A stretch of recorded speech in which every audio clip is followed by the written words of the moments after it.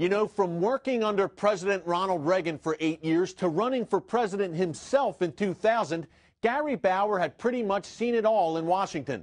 Then came along the Obama administration. Spurred into action by the president's anti-Israel policies, Gary and a group of distinguished colleagues, including the Weekly Standard's Bill Kristol, have formed the Emergency Committee for Israel. I sat down with Gary recently to discuss this important group and its mission. Take a look.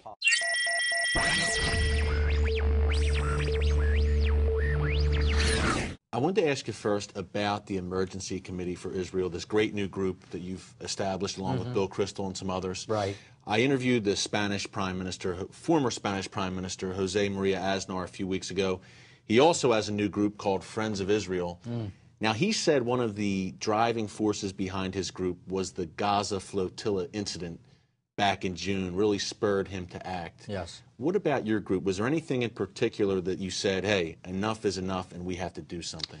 Well, I think it was a number of things, but I certainly think one of the major motivators here was the realization that we've got probably the most anti-Israel administration in power than we've had in any time in our history.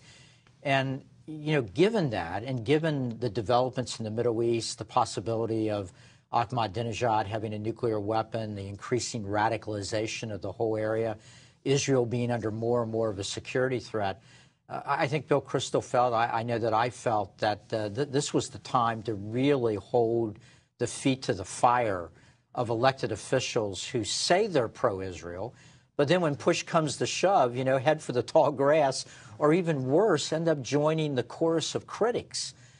So it seems strange to see so many members of Congress who were getting the support of pro-Israel voters, and yet they were doing business with CARE and doing things with other groups that clearly are dedicated to a very bad outcome for the future of Israel. Absolutely, and I agree with you wholeheartedly about this being the most anti-Israel administration in American history. And that's saying something, right, since we had Jimmy Carter not too long ago as well. It was a narrow battle, but I think this administration finally surpassed him. So. I think so, Gary. And an interesting study that the Emergency Committee for Israel, a great group, just commissioned, showed just, we have the Obama administration on one hand, viciously anti-Israel in some cases, I would say.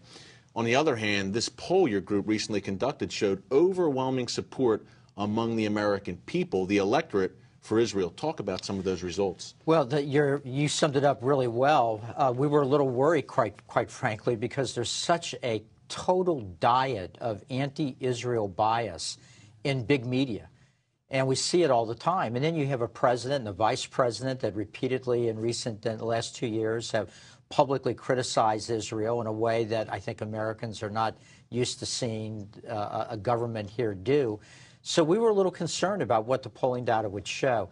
And much to our pleasure and just overall, you know, feeling much more secure about the situation, the American people, as you said, overwhelmingly, it's not even a close call. And look, I think it's because Americans look at the Middle East and they see a country that has the same values that we do, believes in the consent of the governed, has been with the United States in every major conflict or controversy. And we see all their neighbors, you know, thugs, dictators, self-anointed kings. I remember right after 9/11 seeing, you know, the dancing, the celebration in some areas of the Middle East. I also distinctly remember, as I think most Americans remember, that Israel lowered their flag. They cried with us. They declared a day of mourning with us because they had been going through the same thing that we went through that morning. So this poll ratified that the American people across the lines are really very much pro-Israel. Another interesting aspect in that poll, Gary, and very timely, the American people, according to this poll that you guys commissioned, support a military strike against Iran's nuclear facilities. On this one, I must admit, I was a little surprised because, you know, you could certainly forgive the American people given that we've been in combat now for a number of years. And of course, nobody wants to see that. Nobody wants to pay the price for that.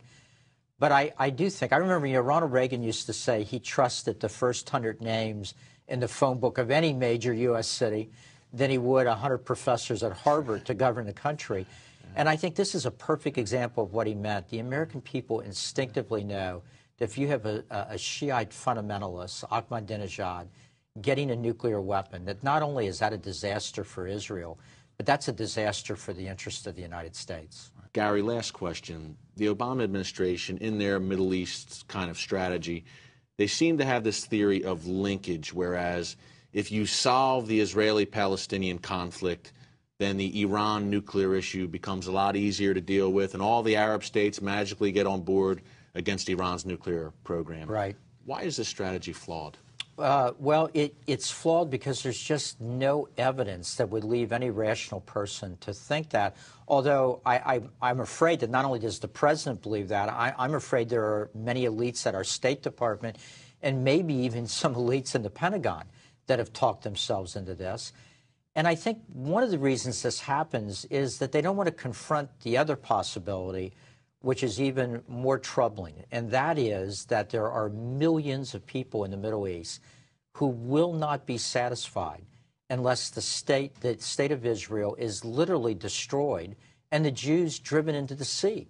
But I believe the evidence is overwhelming that that is the reality, and you can see it every time Israel has made a concession.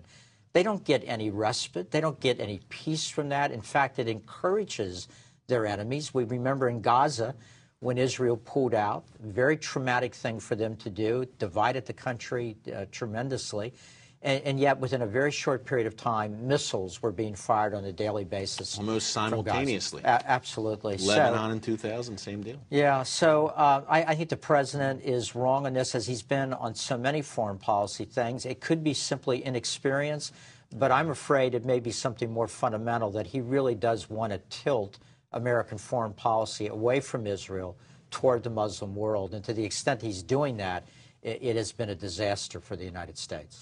It's going to be interesting to see how if his Middle East strategy is affected at all by the midterm outcomes coming up. Yes. I think at the end of the day, he is a true ideologue in many ways and in his Middle East policy. I think you're absolutely, unfortunately, correct about that.